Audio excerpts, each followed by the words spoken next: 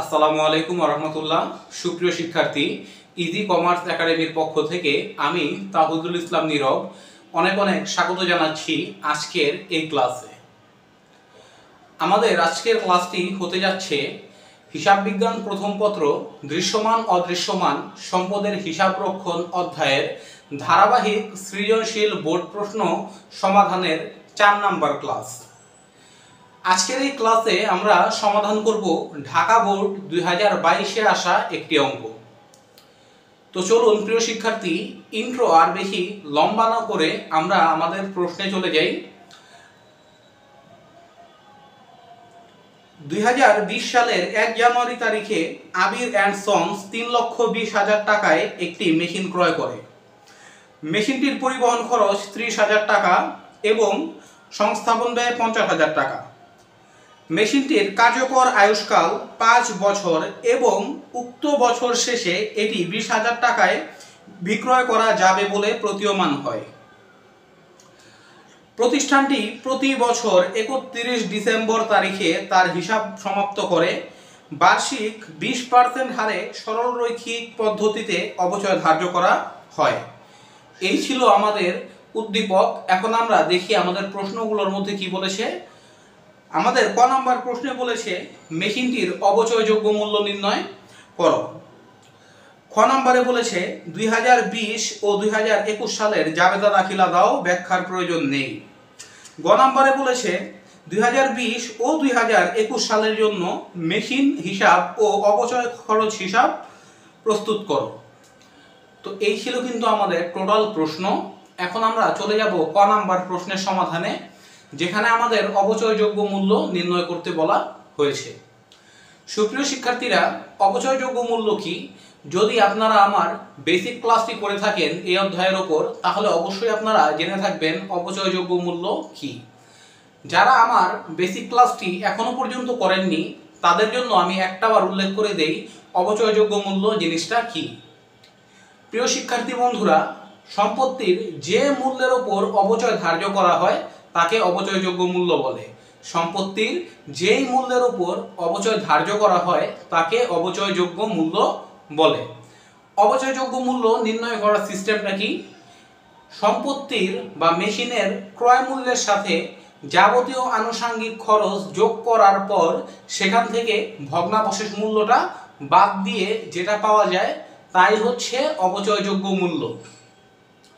সম্পত্তি বা মেশিনের ক্রয় মূল্যের সাথে যাবতীয় আনুষঙ্গিক খরচ যোগ করে সেখান থেকে ভগ্নাবশেষ মূল্য বাদ দিলে যেটা পাওয়া যায় তাই হচ্ছে কি অবচয়যোগ্য মূল্য।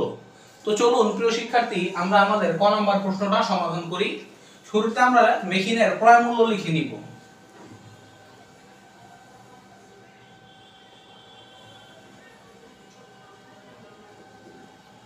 মেশিনের ক্রয় মূল্য।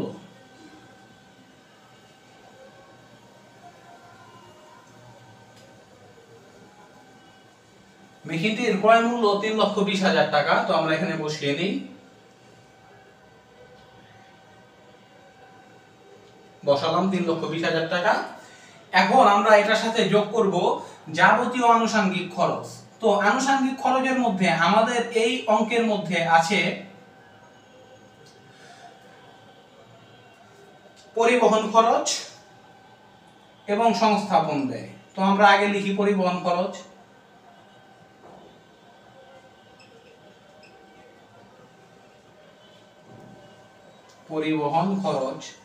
পরিবহন খরচ 30,000 টাকা। তো আমরা বসিয়ে নিই 30,000 টাকা। এরপর আছে আমাদের সংস্থাপন ব্যয় যোগ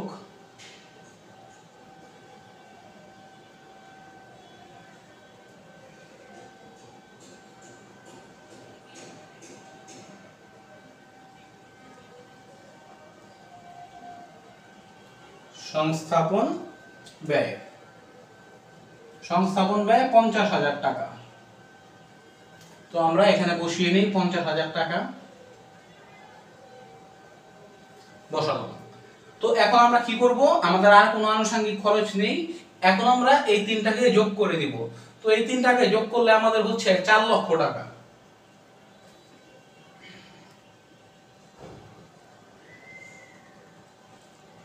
4 লক্ষ টাকা। তো এখন আমরা এখান থেকে বাদ দিব ভগ্নাবশেষ মূল্য। এখান থেকে কি বাদ দিব? আমরা ভগ্নাবশেষ মূল্য বাদ দিব। তো আমরা বাদ দেই ভগ্নাবশেষ মূল্য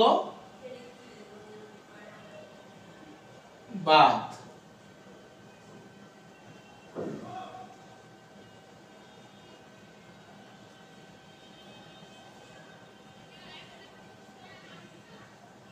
ভগ্নাবশেষ মূল্য আমাদের এখানে ভগ্নাবশেষ মূল্যের ব্যাপারে বলা হয়েছে মেশিনটির কার্যকর আয়ুষ্কাল 5 বছর এবং উক্ত বছর শেষে এটি 20,000 টাকায় বিক্রয় করা যাবে বলে প্রতীয়মান হয়। এখন আপনারা যারা বেসিক ক্লাস করেননি তাদের জন্য আমি একটু বলে দিই ভগ্নাবশেষ মূল্যটা কি। ভগ্নাবশেষ মূল্যটা হচ্ছে ব্যবহার করার পর সম্পত্তি বা মেশিন যে মূল্যে বিক্রয় করা যায় বা যে মূল্যে বিক্রয় করা হয় তাকে ভগ্নাবশেষ মূল্য বলে। ব্যবহার করার পর একটা সম্পত্তি যে মূল্যে বিক্রয় করা হয় তাকে ভগ্নাবশেষ মূল্য বা স্যালভেজ ভ্যালু বলে। ঠিক আছে? তো এখানে বলা হয়েছে ব্যবহার শেষে এটাকে 20,000 টাকা বিক্রয় করা যাবে বলে প্রতীয়মান হয়, অর্থাৎ এই 20,000 টাকাই হচ্ছে এই মেশিনের ভগ্নাবশেষ মূল্য বা স্যালভেজ ভ্যালু। তো আমরা এই 4 লক্ষ থেকে 20,000 বাদ দিয়ে দিব।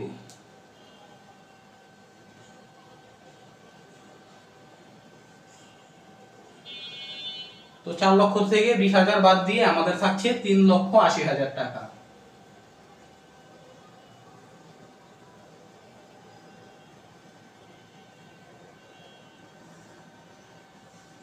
এই 3,80,000 টাকাই আমাদের মেশিনের অবচয়যোগ্য মূল্য। তো আমরা একটু লিখে দিই এখানে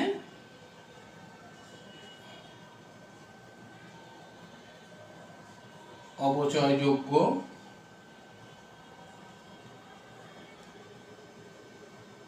মূল্য। তো আমরা কিন্তু আমাদের এই মেশিনের অবচয়যোগ্য মূল্য নির্ণয় করে ফেললাম। আমাদের এই মেশিনের অবচয়যোগ্য মূল্য কত? আমাদের এই মেশিনের অবচয়যোগ্য মূল্য হচ্ছে 3,80,000 টাকা। 3,80,000 টাকা। তো আশা করি প্রিয় শিক্ষার্থী আমাদের ক নাম্বার প্রশ্নের সমাধানটা খুব ভালোভাবে বুঝতে পেরেছেন।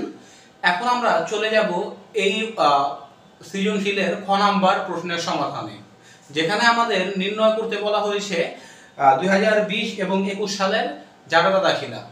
যেখানে আমাদের 2020 এবং 21 সালের জাবেদা দাখিলা দিতে বলা হয়েছে। প্রিয় শিক্ষার্থী বন্ধুরা, আমরা কিন্তু চলে এলাম আমাদের খ নাম্বার প্রশ্নের সমাধানে, যেখানে আমাদের 2020 ও 2021 সালের প্রয়োজনীয় জাবেদা দাখিলা দিতে বলা হয়েছে এবং প্রশ্নে এও উল্লেখ আছে যে কোনো প্রকার ব্যাখ্যার প্রয়োজন নেই। চলুন আমরা চলে যাই আমাদের খ নাম্বার প্রশ্নের সমাধানে। প্রিয় শিক্ষার্থী, খ নাম্বার প্রশ্নে আমাদের জাবেদা দিতে বলেছে। তো আমাদের প্রথম জাবেদাটা হবে মেশিন ক্রয়ের জাবেদা, যেটা 2020 সালের জানুয়ারি মাসের 1 তারিখে ক্রয় করা হয়েছে। আমাদের প্রথম জাবেদাটা হবে মেশিন ক্রয়ের জাবেদা, যেই মেশিন 2020 সালের জানুয়ারি মাসের 1 তারিখে ক্রয় করা হয়েছে। সেই মেশিন ক্রয়ের জাবেদাই হবে আমাদের প্রথম জাবেদা। তো আমরা একটু তারিখটা দিয়ে নেই, 2020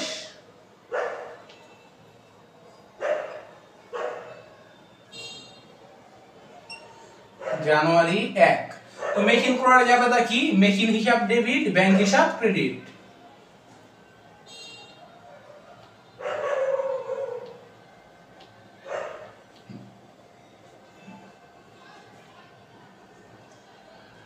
মেশিন হিসাব ডেবিট,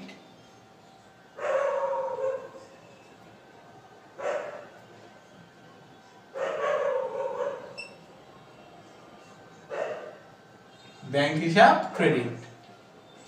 তো আমাদের মেশিনের মোট ক্রয় মূল্য কত ছিল? আমাদের মেশিনের মোট ক্রয় মূল্য ছিল 4 লক্ষ টাকা। অর্থাৎ আমরা মেশিন ক্রয় করেছিলাম 3,20,000 টাকায়। মেশিনের পরিবহন খরচ ছিল 30,000 টাকা এবং সংস্থাপন ব্যয় ছিল 50,000 টাকা। এই হচ্ছে আমাদের মেশিনের মোট ক্রয় মূল্য, অর্থাৎ 4 লক্ষ টাকা। তো মেশিন হিসাব ডেবিট এই 4 লক্ষ টাকা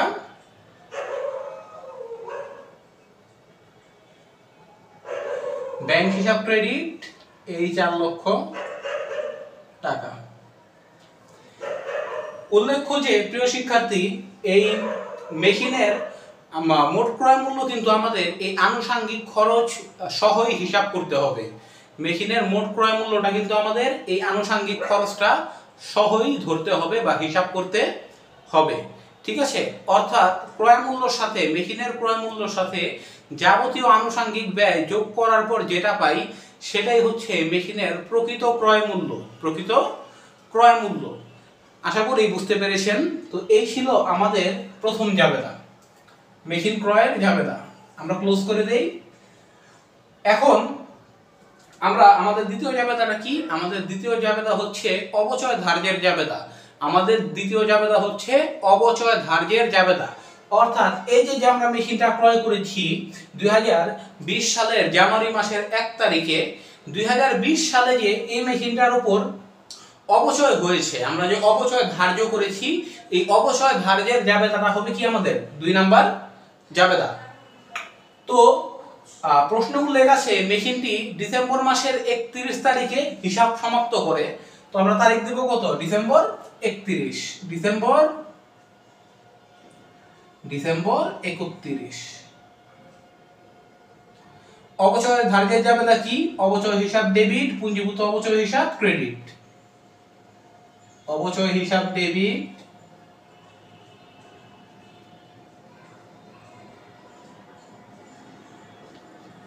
পুঞ্জীভূত অবচয় হিসাব ক্রেডিট। পুঞ্জীভূত অবচয় হিসাব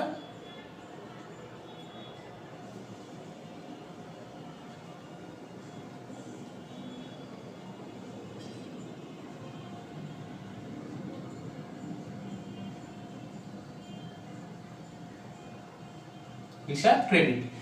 এখন আমরা একটু এই মেশিনটার বার্ষিক অবচয়ের পরিমাণটা একটু নির্ণয় করে নেই। বার্ষিক অবচয়ের পরিমাণটা একটু নির্ণয় করে নেই।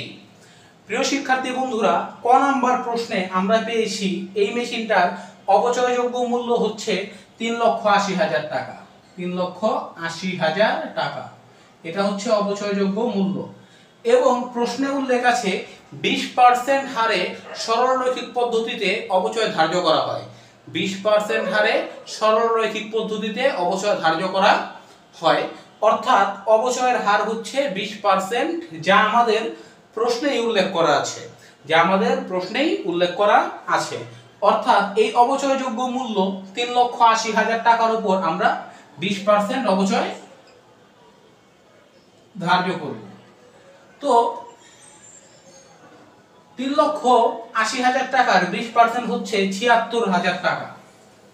76,000 টাকা। তো এই 76,000 টাকা হচ্ছে এই মেশিনটির বার্ষিক অবচয়। তো আমরা দিয়ে দেই অবচয় হিসাব ডেবিট 76,000 টাকা এবং পুঞ্জীভূত অবচয় হিসাব ক্রেডিট 76,000 টাকা। আমাদের কিন্তু 2 নাম্বার জাবেদা অর্থাৎ অবচয় ধার্যের জাবেদাও শেষ। আমরা এটাকে ক্লোজ করে দিব। এখন আমাদের তৃতীয় জাবেদা হচ্ছে এই যে আমরা অবচয় ধার্য করেছি, এই ধার্যকৃত অবচয়টাকে যে আমরা আয় বিবরণীতে স্থানান্তর করি, আয় বিবরণীতে স্থানান্তর করি। এই যে ধার্যকৃত অবচয়টাকে যে আমরা আয় বিবরণীতে স্থানান্তর করি, সেই আয় বিবরণীতে স্থানান্তরের জাবেদা। অর্থাৎ আয় সারাংশ হিসাব ডেবিট, অবচয় হিসাব ক্রেডিট। আয় সারাংশ হিসাব ডেবিট, অবচয় হিসাব ক্রেডিট। একই তারিখ হবে ডিসেম্বর 31। আয় সারাংশ হিসাব ডেবিট,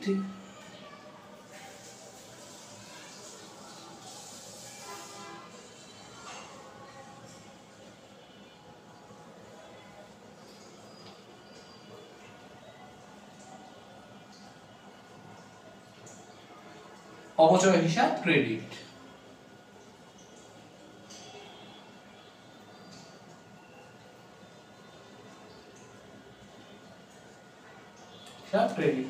এই একই অ্যামাউন্ট হবে। এই 76,000 টাকায় যেহেতু আমরা আয় বিবরণীতে স্থানান্তর করব, তো অ্যামাউন্ট হবে কত? এই 76,000 টাকাই হবে, এই সেম অ্যামাউন্টই হবে। ৭৬,০০০ টাকা, ৭৬,০০০ টাকা। তো আমরা ক্লোজ করে দেই। প্রিয় শিক্ষার্থী, এরই সাথে কিন্তু আমাদের 2020 সালের জাবেদা দাখিলার কাজ শেষ। আমাদের যেহেতু প্রথম 2 বছরের জাবেদা দাখিলা দিতে বলা হয়েছে, অর্থাৎ 2020 এবং 2021 এর, আমরা 2020 এর জাবেদা দাখিলা শেষ করেছি। এখন আমরা 2021 এর জাবেদা দাখিলা দিব। আমরা একটু তারিখটা দিয়ে নেই, 2021। এখন 2021 এ আমাদের নতুন করে আর কোনো মেশিন ক্রয় করা হয়নি। 2021 এও আমাদের এই মেশিনটাই ছিল। আমরা 2020 সালের জানুয়ারি মাসের 1 তারিখে যে মেশিনটা ক্রয় করেছি, আমাদের কিন্তু এই একই মেশিন 2021 সালেও ছিল। অর্থাৎ এর মাঝে বা 2021 সালে নতুন করে আর কোনো মেশিন আসেনি। এই মেশিনটাই আমাদের কি 2021 সালেও ছিল। অর্থাৎ যেহেতু নতুন কোনো মেশিন কেনা হয়নি 2021 সালে, তাই 2021 আর নতুন করে কোনো মেশিন ক্রয়ের জাবেদা আসবে না। সরাসরি কি আসবে, এই 2020 সালে আমরা যে মেশিনটা কিনেছিলাম, সেই মেশিনটার 2021 সালে যে অবচয় হয়েছে, সেই অবচয়ের জাবেদা হবে সরাসরি, যেহেতু নতুন করে আর কোনো মেশিন ক্রয় করা হয়নি। তো কি হবে, 2020 সালে আমরা যে মেশিনটি ক্রয় করেছিলাম, 2020 সালের জানুয়ারি মাসের 1 তারিখে আমরা যে মেশিনটি ক্রয় করেছিলাম, সেই মেশিনটির 2021 সালে যে অবচয় হয়েছে, সরাসরি ওই অবচয়ের জাবেদাটা হবে। আশা করি বুঝতে পেরেছেন প্রিয় শিক্ষার্থী। আমরা চলে যাই আমাদের অঙ্কে।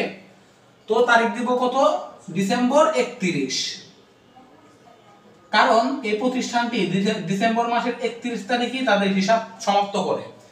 তো অবচয় ধার্যের জাবেদা দিব, অবচয় হিসাব ডেবিট, পুঞ্জীভূত অবচয় হিসাব ক্রেডিট।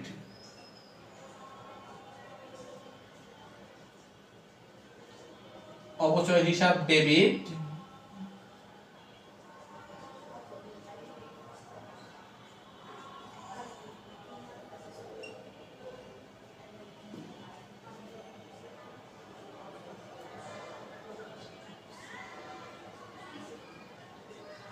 পুঞ্জীভূত অবচয় হিসাব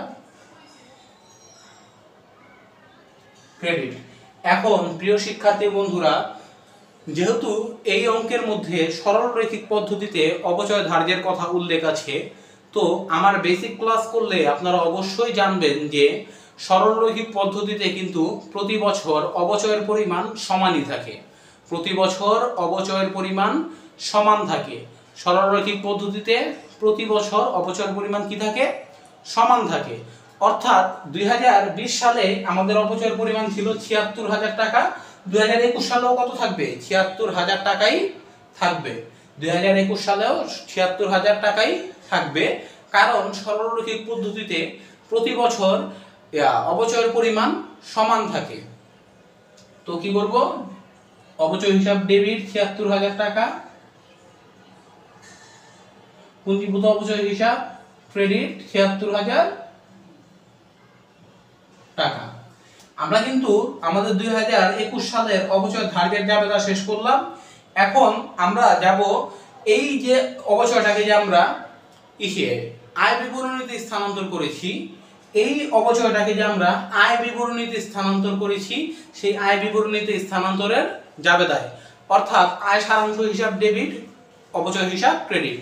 আয় সারাংশ হিসাব ডেবিট, অবচয় হিসাব ক্রেডিট। তারিখ হবে কি, এই সেম তারিখই হবে, ডিসেম্বর 31।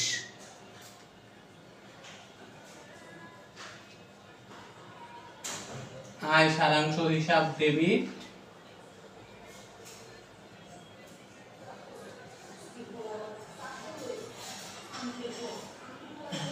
হিসাব ডেবিট, অবচয় হিসাব ক্রেডিট, অবচয় হিসাব ক্রেডিট। এখন প্রিয় শিক্ষার্থী বন্ধুরা, আমরা কিন্তু এই যে ৭৬,০০০ টাকা অপচয় ধার্য করেছি, এটাকে কি করব, আয় বিবরণীতে স্থানান্তর করব।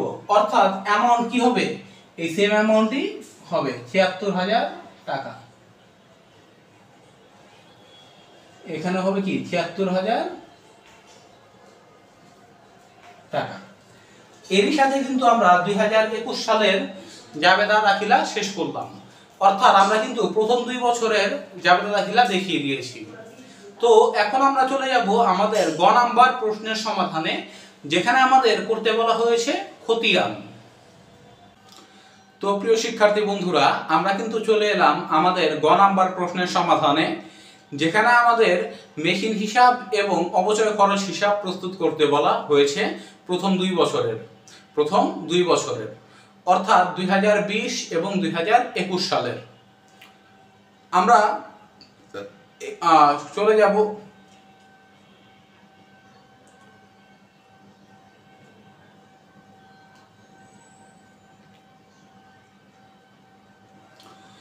প্রিয় শিক্ষার্থী বন্ধুরা, আমরা কিন্তু চলে এলাম আমাদের গ নাম্বার প্রশ্নের সমাধানে, যেখানে আমাদের মেশিন হিসাব এবং অপচয় খরচ হিসাব প্রস্তুত করতে বলা হয়েছে প্রথম 2 বছরের, অর্থাৎ আমাদের খতিয়ান প্রস্তুত করতে বলা হয়েছে।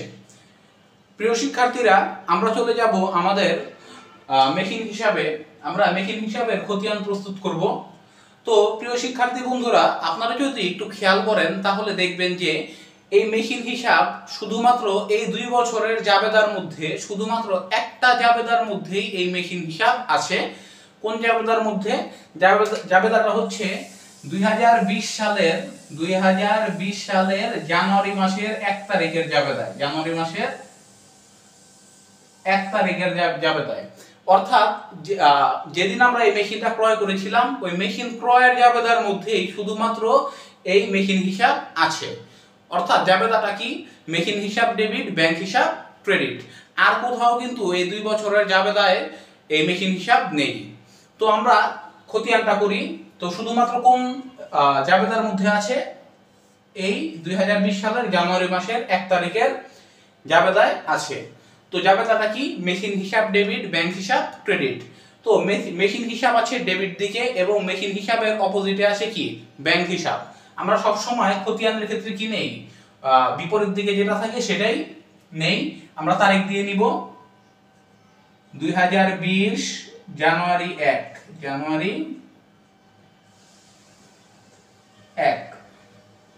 ব্যাংক হিসাব, কারণ মেশিন হিসাবের অপোজিটে এই কি আছে? ব্যাংক হিসাব আছে। ব্যাংক হিসাব আমরা করতেছি মেশিন হিসাব। আমাদের এই জাবেদার মধ্যে মেশিন হিসাব আছে ডেবিট দিকে, অর্থাৎ আমরা টাকা বসাবো কোথায়? ডেবিট দিকে। টাকার পরিমাণ হচ্ছে 4 লক্ষ টাকা, বসালাম ডেবিট দিকে। এখন এই ব্যালেন্সেও আমরা কি করব? 4 লক্ষ টাকা ডেবিট দিকে বসিয়ে দিব। তো আমাদের 2020 সালের আর কোথাও কিন্তু কি নেই? মেশিন হিসাব নেই, অর্থাৎ আমাদের 2020 সালের কিসের কাজ শেষ? খতিয়ানের কাজ শেষ। এখন আমরা কি করব? 2021 সালে চলে যাব। 2021। এখন প্রিয় শিক্ষার্থী, 2021 সালের জাবেদার মধ্যেও কিন্তু কোথাও কোনো মেশিন হিসাব নেই এবং 2021 সালে কিন্তু আমাদের নতুন করে আর কোনো মেশিন ক্রয় করা হয়নি। তাই কি হবে? আমরা আমাদের 2020 সালের জানুয়ারি মাসের 1 তারিখে ক্রয়কৃত মেশিনের ব্যালেন্সটাই কি করব? এই 2021 সালের ডিসেম্বরের 31 তারিখে দেখাবো। December 31 balance.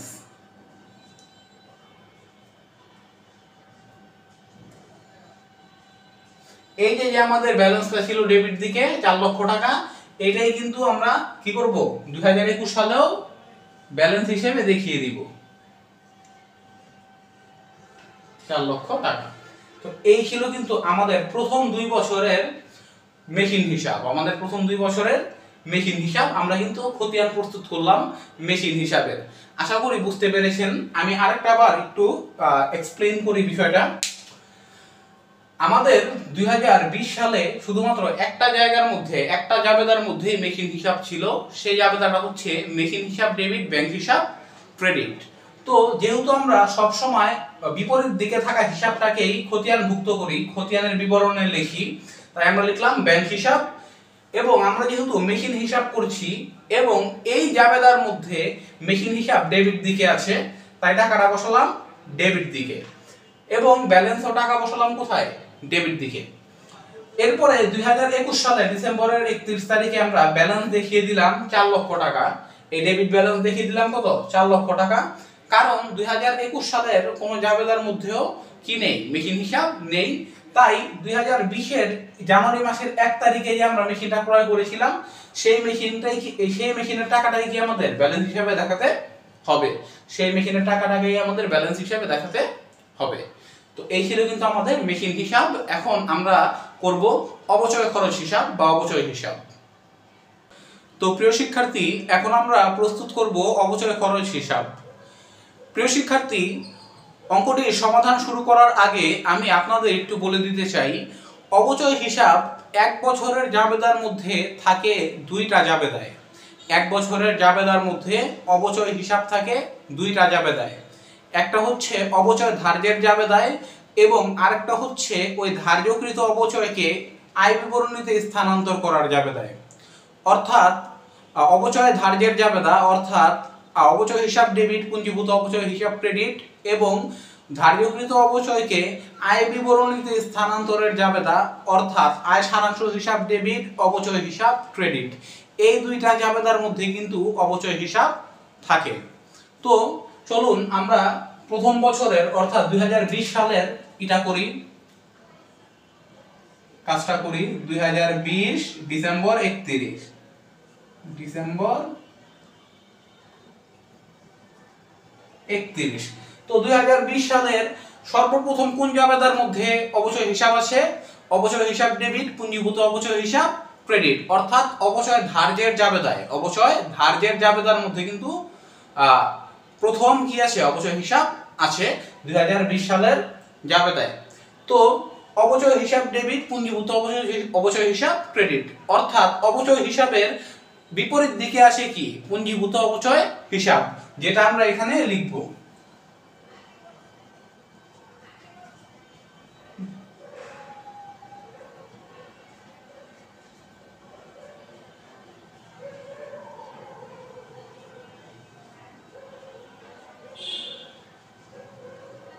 পুঞ্জীভূত অবচয় হিসাব। তো আমাদের এই জাবেদার মধ্যে অবচয় হিসাব আছে ডেবিট দিকে, তাই টাকাটা আমরা কই বসাবো? ডেবিট দিকে বসাবো। ৭৬,০০০ টাকা। টাকার পরিমাণ কত? ৭৬,০০০ টাকা। ব্যালেন্সেও বসাবো ৭৬,০০০ টাকা। প্রিয় শিক্ষার্থী, একটা বছরের মধ্যে যে 2টা জাবেদার মধ্যে অবচয় হিসাব থাকে, তার মধ্যে একটা কিন্তু আমরা করে ফেললাম। এখন আমরা কোন জাবেদায় যাব? এখন আমরা যাব ধার্যকৃত অবচয় আয় বিবরণীতে স্থানান্তর করার জাবেদায়, অর্থাৎ আয় সারাংশ হিসাব ডেবিট, অবচয় হিসাব ক্রেডিট, এই জাবেদার মধ্যে। এখন প্রিয় শিক্ষার্থী বন্ধুরা, এই জাবেদার মধ্যে অবচয় হিসাবের অপোজিটে কি আছে? আয় সারাংশ হিসাব। এই জাবেদার মধ্যে অবচয় হিসাবের অপোজিটে বা বিপরীত দিকে কি আছে? আয় সারাংশ হিসাব। তো আমরা এই আয় সারাংশ হিসাবটা এখানে লিখে নিব। তারিখ একই, ডিসেম্বর 31, ডিসেম্বর 31 আয় সারাংশ হিসাব।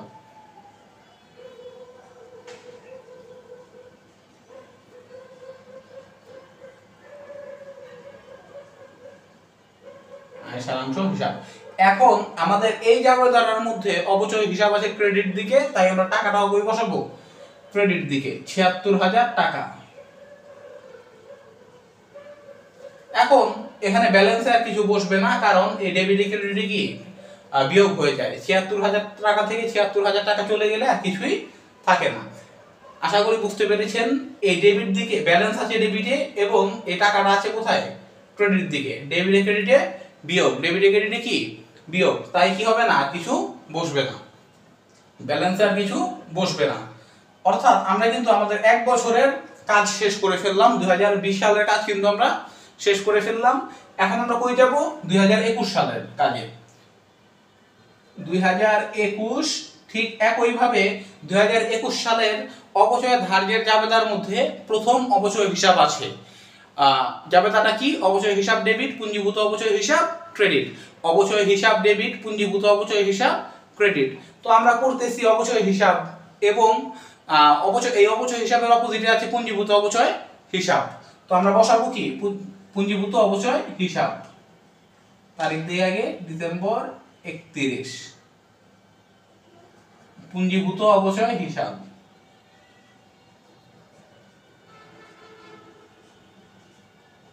পুঞ্জীভূত অপচয়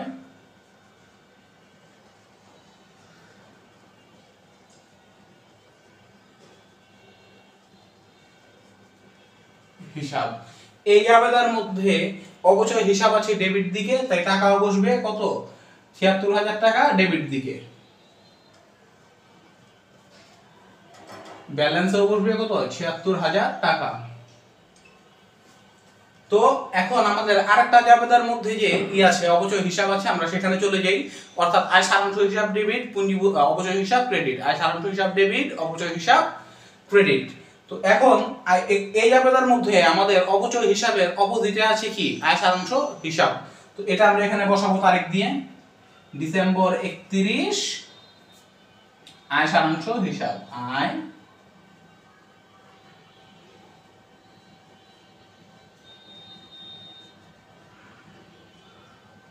আয় সারাংশ হিসাব।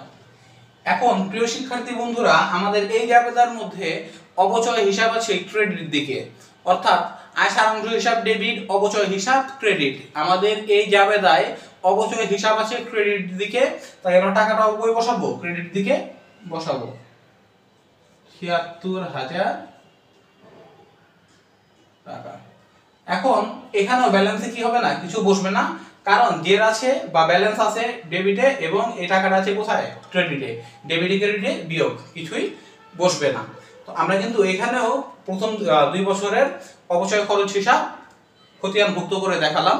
তো এই ছিল কিন্তু আমাদের টোটাল অঙ্ক, আর এই ছিল আমাদের সম্পূর্ণ ঢাকা বোর্ড 2022। আশা করি প্রিয় শিক্ষার্থী আজকের ক্লাসটা খুব সুন্দরভাবে বুঝতে পেরেছেন। যদি কোথাও কারো বুঝতে কোনো সমস্যা থাকে অবশ্যই কমেন্ট সেকশনে কমেন্ট করে জানাবেন, ইনশাল্লাহ বুঝিয়ে দেওয়া হবে। এবং খুব শীঘ্রই দেখা হচ্ছে নতুন একটি ক্লাসে। সেই পর্যন্ত ইজি কমার্স একাডেমির সাথেই থাকুন।